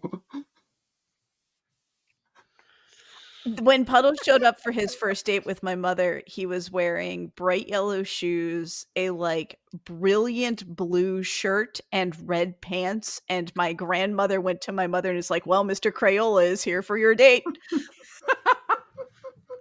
My Damn. God, that's savage, Grandma. Damn. There. I can see. I think pull that off. Beth, this has the same energy as one of the first times that my grandmother ever saw my grandfather. He was wearing boat shoes, Argyle knee socks, plaid Bermuda shorts, a striped rugby shirt, and some of it was pink and black, and some of it was various other colors, riding a tandem bicycle by himself on the campus of Ohio Wesleyan. Wow. Uh-huh. Yeah, I think my grandmother saw him and was like, "Oh, he needs help." Is that what the kids call Riz? Did he have Riz? He must have had Riz. Was the reaction he needs help or I have to know more? Probably a little of column A and a little of column B. They were married over 50 years. It haunts me. I have to know. By the way, speaking of Riz adjacent, do you know what they call jazz in the Star Wars universe? Yes. Yes. Okay. What is it, girl? No, we come on. Everybody knows this, Jordan. Boo. We're not. If you do not know what Jordan, jazz is called in the Star Wars universe, I encourage you to Google it by yourself in your home. We have more previews. Not on your work computer. Yeah, don't do that. Murray don't do stupid stuff on your work computer anyway. Murray is up next, and the Racers. We're talking about how many cats they're playing and what are their record against the cats. Oh, Murray State Racers. Oh. 2025 football schedule. Do they not even have that yet? No, they do. We Georgia have State? That's the Southeast Louisiana Daiquiri Cats. That's a line. Yeah. Georgia State. That's another one. South Dakota State. South Dakota. Coyote's a dog. Coyotes is a canyon. Okay. Southern Illinois is a dog. Northern Illinois. I'm sorry. Northern Iowa is a panther. Yep. Yes, that's a cat. That's 3. 3 cats. Yep. 3 cats. So I'm going to say they pull a 2-1 with dropping 1 to Georgia State. I'm being positive here. I'm going to give them 1 and 2. They could beat UNI. I think they could beat UNI. Yeah. But at the Unidome is going to be tough. Which no, but who knows? Things get wild in the Unidome. Apparently, the Unidome is very unique too. From the Southland coaches, they were like, one of us played there last year, and they were just like the stands are just really, really, really close to the end zones, like dangerously close.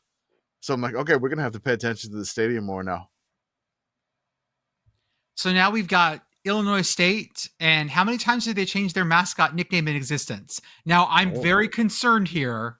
I am too, because they are the Redbirds. Uh-oh. And I'm very concerned. It looks like we're okay.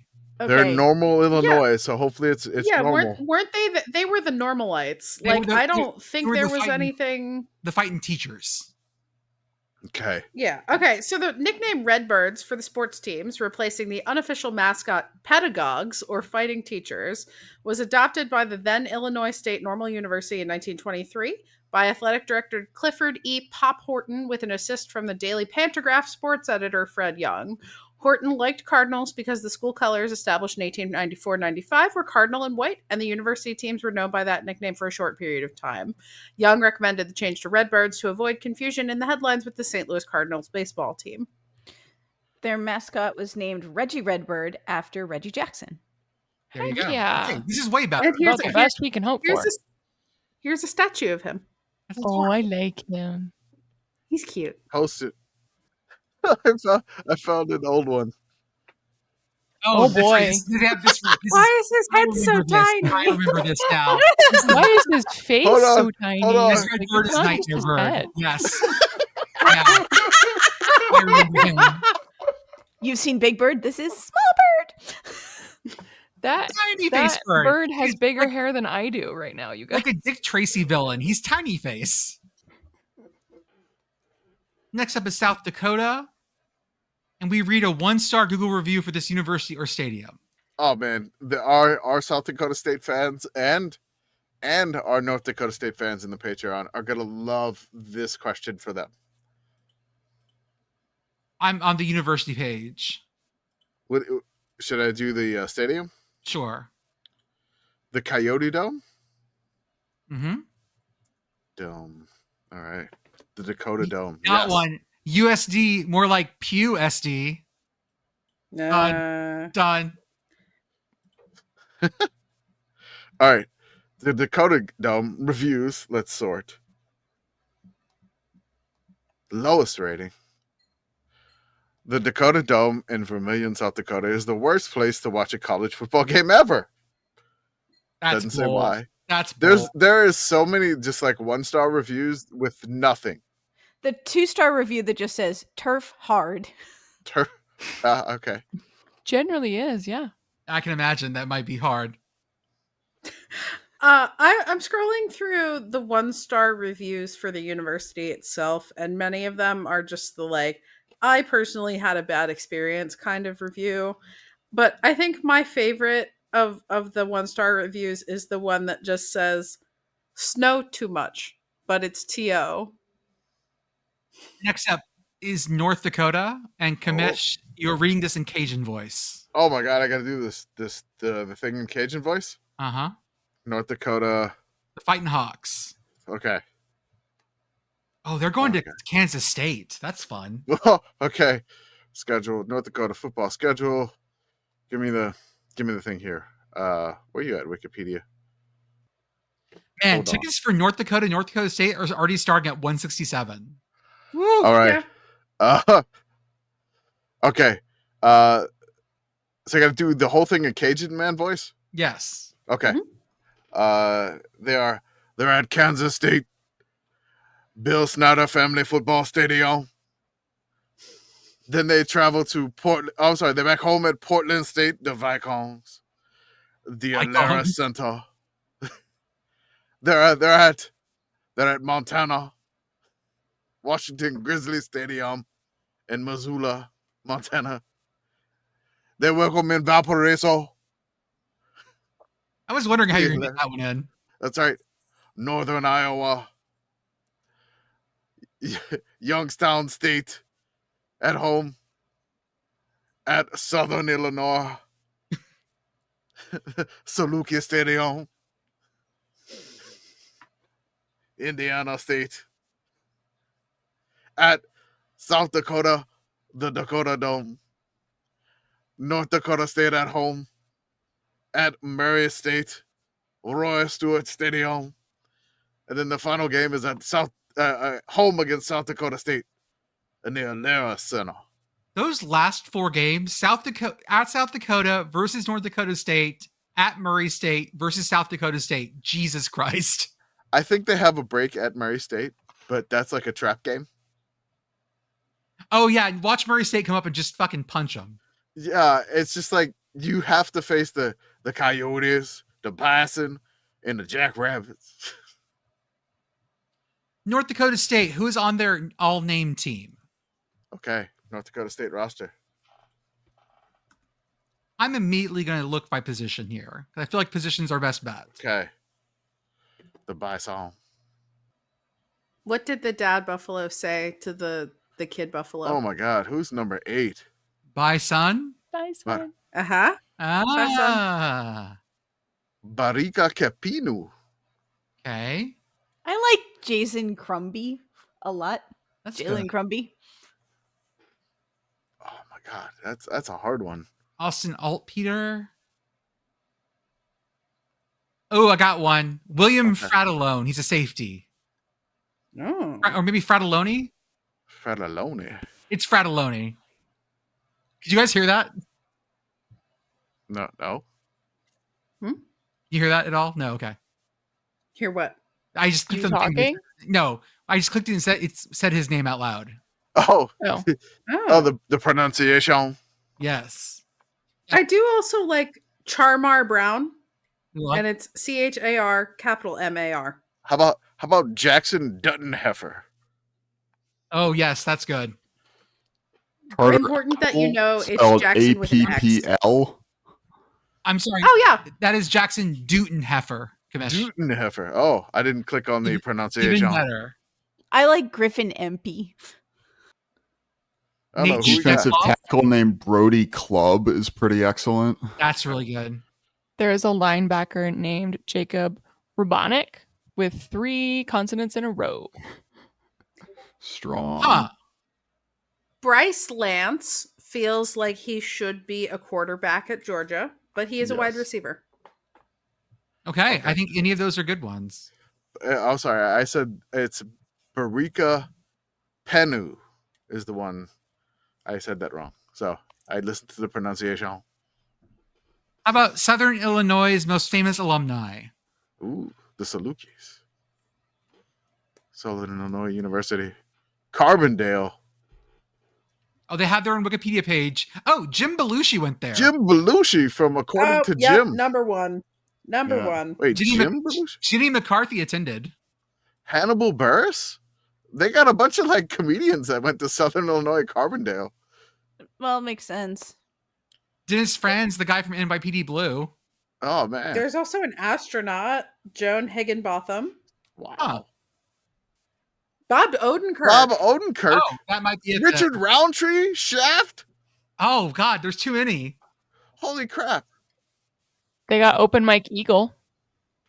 The founder of Dippin' Dots? Oh my god. I'm going to say it's probably Richard Dave Roundtree Steep. or Wait. Odenkirk. Dave Jenny and Melissa McCarthy. Both Yeah. of them. Mm-hmm. Went to- I We're was gonna have to- I was gonna skip mentioning one, but yes. No, we're not gonna. No. Okay. What are you going to go with? I'm going with Richard Roundtree. Yeah, Shaft might be the best one. Shaft. Who is Shaft. the man? Waka chicka, waka chicka, waka chicka, waka chicka. Youngstown State. The Salukis. Damn right. Sorry. Shut your mouth. I'm just talking about the Salukis. I'm just talking about the Salukis. And our thing is, oh, this is going to be tough. Wait, I said Youngstown State, right? Yes. You did. Yes. The big Okay. ones. Youngstown State, give this team an alternative identity, like a No. minor league baseball. I don't want to. They're the Penguins. Yeah, no, I will not. They're No, the Penguins. They're perfect. I'm not. No. You can't make us. But Penguins that's are what the perfect. wheel said, though. Yeah, I don't care what the wheel said. I'm not beholden to the we're wheel. not renaming the Penguins. They're perfect. Well, they cannot be improved upon. We could turn them into something else, I suppose. Maybe they could be macaroni penguins. Oh yeah, we give them the they're eyebrows. fun. Different Yeah. penguins. Could They're we fine the just way change they them are. to like the puffins? We could make them into a daily penguins, and then it could be a new thing where everybody just pelts everyone with rocks. Ooh. Can we just call them like the emperor penguins? Or Doesn't that just make them Shirley Jackson's The Lottery? No, that's where you only throw rocks at one person. They can throw rocks at everyone. Okay. Everyone Rocks gets for to be everyone. part of the lottery. I've been to Youngstown. It fits. I do love that once again, the lady penguin is the one with eyelashes and a little babushka hat. If I may, Youngstown's per Wikipedia, Youngstown State is the only Division I program in the country to use penguins as its athletic nickname. YSU's mascots are Pete and Penny, two penguins dressed in scarves and stocking caps. There are two accounts of how the nickname came to be.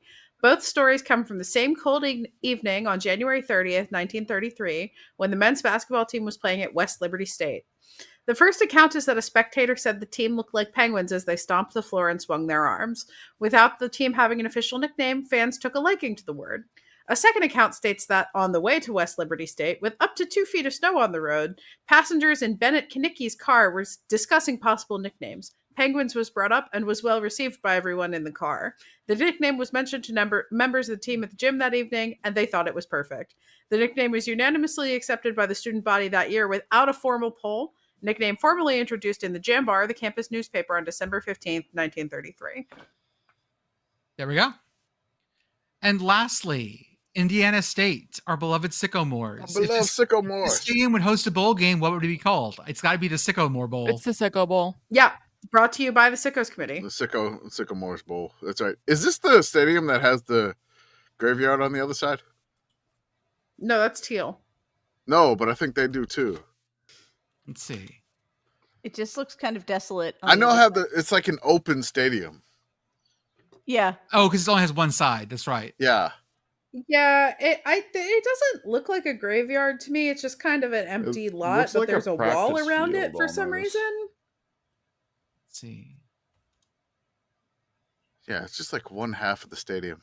Yeah, there's some empty space, and then their practice field is beyond it. Oh no! I there think is. it might be shaped like that because it used to be a baseball stadium. No, there is a memorial park there. Oh, I don't know if that's a. So we can't rule out the presence of dead bodies. Yeah, I know. But okay, Indiana State baseball. The baseball may be next to the. There's a graveyard in. Oh God, Terre Haute. Terre Haute, yeah. Yeah. Okay. Mm-hmm. All right. Indiana State University. University. Where's the football stadium? Where is it? It's off campus. Oh, it is. Chris Field. Bob Warren Field at Sycamore Stadium. Highland Cemetery. Looking at the baseball stadium, I don't see anything immediately next to it. Okay. There's Vigo County Veterans Memorial Park, which what is that? Yeah, I don't know. Can we do the little thing? Can we do the little... What little thing? It's just a memorial park. The Google guy. Like, I could just drop it Oh, down. Street View. Street View. Satellite.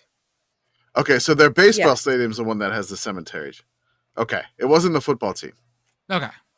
It was the baseball team. I'm sorry I got that confused, Sycamores. Okay, folks, that's what we got for tonight. We covered our Southland, our Missouri Valley. We've already covered...